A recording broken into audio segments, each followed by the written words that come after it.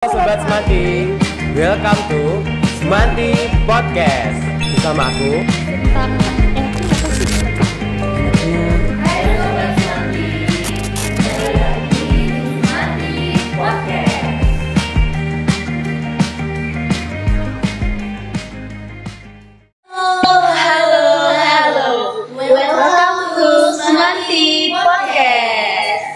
Balik lagi bareng aku Adil Kasnata dan teman aku Rins Fesda Ramadhania Kristiana.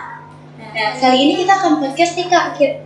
Untuk kedatangan bintang tamu kita hari ini siapa nih Kak? Dr. Erwin Muhammad Fauzi. Ini kira-kira dari alumni Semanti. Iya, alumni Semanti. Jadi pada episode kali ini kita kedatangan bintang tamu yang gak kalah luar biasa loh teman-teman. Di sini kita akan belajar bareng untuk mengenali potensi diri menuju masa depan yang luar biasa. Oke Pak Erwin, apa kabarnya pada hari ini? Alhamdulillah baik-baik Mbak. Terima kasih sudah meluangkan kesempatan untuk datang ke podcast Semanti. Ya, terima kasih sudah diundang di sini. Jadi teman-teman, beliau ini merupakan salah satu alumni dari Semanti. Kira-kira alumni tahun berapa Pak? Saya alumni tahun 2005. 2005, ya. Sudah 20 tahunan berarti. Ya, 19 tahun 7 bulan. 7 bulan. Keren-keren ya Mbak. Terus kalau boleh tahu Pak, bagaimana sih perasaan Bapak ketika menjadi kepala UPTD Puskesmas di Sumber Agung? Menjadi kepala UPTD di sebuah institusi pemerintahan itu memang membutuhkan jiwa yang besar, karena menjadi seorang kepala atau kepala UPTD terutama di Puskesmas Sumber Agung di bidang kesehatan itu merupakan amanah besar yang harus bisa kita terima, yang harus bisa kita jalani, karena di sana menyangkut kehidupan kesehatan di wilayah kerja. Jadi kita di UPTD Puskesmas Sumber Agung itu kita membawahi 7 desa. Jadi segala sesuatu kesehatan menjadi tanggung jawab dari puskesmas kami. Dalam perjalanan ini pastinya banyak tantangan-tantangannya ya Pak. Itu tantangannya itu seperti apa Pak? Contohnya. Tantangan itu banyak sekali. Jadi terutama dari segi internal. Dari segi internal itu kan kami dengan para staf itu kan harus sejalan. Membuat kita punya pikiran sejalan itu yang menjadi PR besar, karena banyak kepala, banyak yang harus dipikirkan.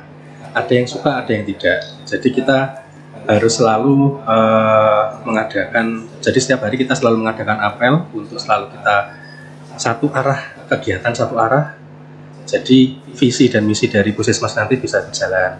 Kemudian tantangan terbesar juga dari segi masyarakat. Nah, masyarakat itu cenderung akan ke puskesmas ketika mereka sakit. Padahal PR kita di era yang sekarang ini, kita lebih ke arah promotif dan preventif. Masyarakat diharapkan ketika sehat itu mau memeriksakan diri ke puskesmas. Nah, merubah mindset inilah yang membutuhkan waktu dan tenaga, karena kan tidak mudah seperti membalik telapak tangan. Iya. Sebelum ke UPTD Puskesmas nih Pak Erwin sebelumnya gimana diterapkan kerja tugas di mana? Sebelumnya mungkin agak panjang. Iya.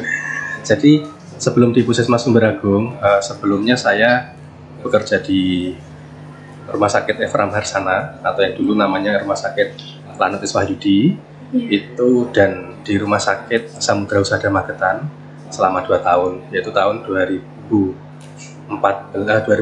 sampai dengan 2014. Kemudian tahun 2014 akhir saya pindah menjadi verifikator BPJS Kesehatan Sabang Madiun, penempatan di Rumah Sakit Sudono Madiun sampai tahun 2019. Nah, tahun 2019 saya keterima ASN dan penempatan pertama itu di UPTD Puskesmas Goranggaring Taji sampai tahun 2021. Tahun 2021 kami diamanahi untuk menjadi kepala UPTD Puskesmas Sumber Agung sampai sekarang. Kira-kira ya Pak, kesannya Bapak kembali lagi di Semanti itu gimana setelah 19 tahun 7 bulan? Ya, luar biasa ini perkembangan dari Semanti. Dulu belum semegah dan semewah ini. Dulu 19 tahun yang lalu itu bangunannya masih ya seperti itulah ya. Begitu saya masuk ke sini, kesan pertama kemajuannya sudah sangat pesat. Dan saya pun juga mengikuti Instagramnya Semanti, dan ternyata prestasi yang dihasilkan juga luar biasa, keren Semanti ini. Mencetak generasi baru. Iya. Ini sebelumnya kita mau sharing-sharing juga nih sebelum menjadi dokter. Pendidikan Pak Erwin di Semanti itu awalnya bagaimana Pak? Kok awal sudah menjadi dokter? Bisa diceritakan terlebih dahulu? Awal masalah menjadi dokter? Iya. Ya, mungkin awalnya itu doa dari teman-teman mungkin. Ketika saya sekolah dulu, saya selalu menggunakan tas jinjing. Ya, tas jinjing. Oh iya. Bisa ditenteng gitu? Ya, ditenteng. Jadi modelnya kalau dokter dulu kan pakainya tas jinjing ditenteng pakai tangan. Itu saya buat sekolah. Nah, itu teman-teman pasti bilangnya gini, wah Pak Dokter datang. Terus mikir. Ya, seperti itu. Awas nanti disuntik ya, seperti itu yang guyonan dari teman-teman.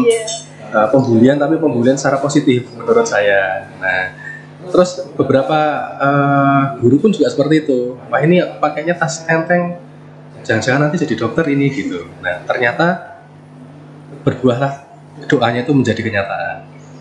Tapi memang sebenarnya saya tidak ada cita-cita menjadi seorang dokter awalnya, karena memang basic saya dulu senang bergelut di bidang IT. Bahkan mulai saya kelas 5 itu sudah belajar namanya IT, sudah megang Corel Draw, sudah mulai desain grafis itu sudah saya jalani. Sampai waktu mau masuk kuliah pun, saya pun sebenarnya pilihannya adalah pilihan teknologi informatika. Nggak ada sama sekali pengen dokter tuh, nggak ada. Nah ketika saya daftar di perkuliahan, mau daftar di Fakultas Informatika, jurusan informatika, nah saat itulah saya ditelepon sama orang tua, coba dong kamu daftar di Fakultas Kedokteran. Nah saya kan bingung loh, Fakultas Kedokteran itu seperti apa, kuliah aja nggak tahu, saudara-saudara juga nggak ada yang di kesehatan. Akhirnya karena saya berbakti sama orang tua, ya sudah saya ikuti, kalau memang jalannya pasti akan keterima. Karena prinsip saya dari dulu itu adalah sebenarnya losnya itu sudah saya pasrahkan sama yang di atas, jalannya kemana saya ikuti. Begitupun seperti ini, waktu saya mau kuliah itu, kalau memang jalannya pasti akan diberikan kelulusan dengan mudah. Tapi ternyata jalan ya langsung lulus sekali tes langsung lulus, ya sudah saya ikuti jalannya seperti itu. Berkat mendengarkan kata orang tua. Mendengarkan kata orang tua. Terus omongannya teman-teman jadi kenyataan. Iya. Efeknya Sobat Semanti juga nanti kalau ada teman ini kesempatan yang baik ya. Iya. Nanti di masa depan juga akan terjadi yang baik. Betul. Ini bisa memotivasi Sobat Semanti nantinya teman-teman. Berarti kalau dari biasanya TI ya Pak? Ikutnya? Iya, IT. Iya, IT. Itu linjur berarti Pak? Atau semasa SMA-nya sudah mempelajari IPA? Sudah, dari SMA itu saya sudah mempelajari IPA.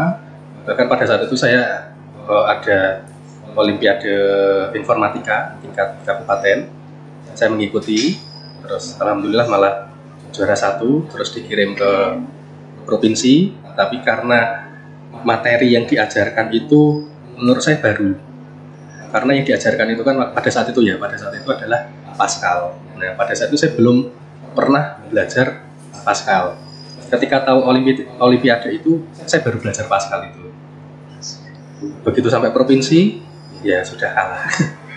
Tapi nggak apa-apa, itu adalah pembelajaran buat kita. Dapat, kalau nggak salah dulu masih masuk 10 besar sih, tapi diambil hanya 3 besar. Gitu. Sudah membawa nama baik Semanti, keren. Alhamdulillah. Dari banyaknya perjalanan Pak Erwin sudah mencapai di Fakultas Kedokteran ini, ada kesulitan nggak Pak dalam mengimbangi? Karena sebelumnya kan Pak Erwin tuh lebih leluasa di materi teknik ya, informatika, tiba-tiba berubah menjadi kesehatan, itu ada kesulitan? Oh, sangat sulit sekali awalnya, karena kan basicnya pada saat itu kan bukan keinginan. Saya waktu semester awal itu aman-aman saja. Puncaknya di semester 3 sama semester 4. Di semester 3 dan semester 4 itu saya merasa seperti ini bukan jiwa saya, seolah-olah seperti itu. Jadi saya pernah mendapatkan IPK itu disebutnya nasakom, nasib di bawah 1, IPK saya itu 1,89, itu semester 4. Nah, titik baliknya itu di semester 5. Pada waktu saya masuk semester 5 itu saya mulai berpikir kalau saya seperti ini pasti akan membebani orang tua, amanah orang tua yang sudah diberikan kepada saya, mulai dari doa dan pembelajaran, pasti akan rugi. Nah, pada saat itu saya mulai berpikir, di kilas balik itu saya kejar semua, Mbak. Saya kejar semua sampai dengan, pokoknya saya harus selesai tepat waktu gitu. Jadi saya ikut pembelajaran perbaikan-perbaikan, setiap tahun saya ikut perbaikan. Alhamdulillah saya lulus. Waktu koas itu juga IPK juga sudah bagus akhirnya. Ya, dari situ terus mulai ada kecintaan terhadap kesehatan. Oh, ternyata antara IT dengan kesehatan itu sebenarnya beda-beda tipis. Yang satu ngurusi masalah mesin dan yang lain-lain, yang satu ngurusi mesinnya manusia. Jadi ternyata kita kolaborasikan malah bagus menurut saya gitu.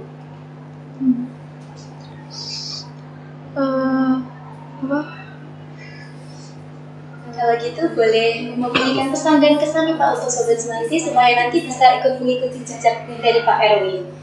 Sudah disampaikan terlebih dahulu. Ya, pesan saya kepada teman-teman Semanti yang masih menuntut ilmu, semangat belajar yang rajin, karena dari pembelajaran itu nanti akan berpengaruh terhadap kehidupan kita di kemudian hari. Terus jangan lupakan hormat dan patuhi orang tua dan guru, karena doa terbesar itu berasal dari mereka. Kalau mereka sudah mendoakan baik, mau seperti apa kita, insya Allah kita pun akan menjadi lebih baik. Dan tadi pesan yang kedua, berkata-katalah yang baik. Misalkan kalau mengejek teman, ejeklah dengan kata-kata yang baik, karena itu nanti akan menjadi doa kepada yang kita sampaikan. Gitu. Untuk tipsnya menjadi kayak orang sukses gitu gimana Pak? Selain dari pesan-pesannya tadi. Tipsnya? Iya. Tipsnya itu selalu yang pertama adalah libatkan Allah dalam setiap kita berjalan, dan libatkan orang tua. Kuncinya hanya ada 2 itu. Selagi kita jalan melibatkan Allah dan doa orang tua, ilmu itu secara tidak langsung itu akan datang dengan sendirinya. Jadi kita sudah berpasrah diri, insya Allah akan mengikuti yang lainnya. Itu saja. Jadi nggak ada beban apa-apa nanti. Gitu. Terima kasih banyak Pak Erwin. Sama-sama. Jangan lupa untuk tonton video podcast Semanti dan jangan lupa like, comment, dan subscribe. Terima kasih. Sampai